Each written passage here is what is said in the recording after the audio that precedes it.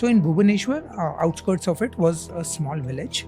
And in that village, there was a very strange phenomenon happening, which was young guys, very eligible young boys, they would just wake up in the middle of the night, walk out of their houses, cross the main highway.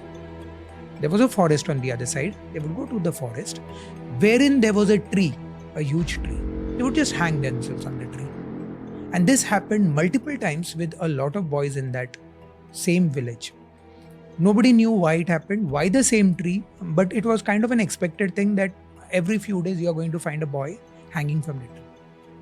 Sarvajit went to explore it with his team. He has got a lot of paranormal stuff that he uses. So equipment, I would say. So he took that, he went, he explored, and he found this huge mass of black energy, dark energy.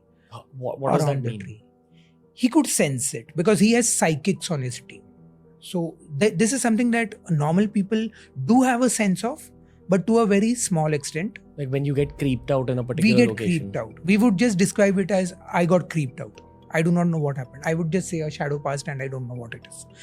But if you're a psychic, and after talking to psychics, like Sarvajit's partner Pooja, she's a psychic. So when I spoke to her, she could actually visualize those things. She could actually see a form. So she felt that there was a lot of sadness that happened in the tree. What that sadness was, we don't know. And that's beyond the point, because it must have happened 500 years ago, 1000 years ago, we don't know. But now that latent energy that is around the tree, and because Sarvajit and Pooja, they went there with the mission of finding out what's the truth about the tree, they had to face a lot of difficulties there.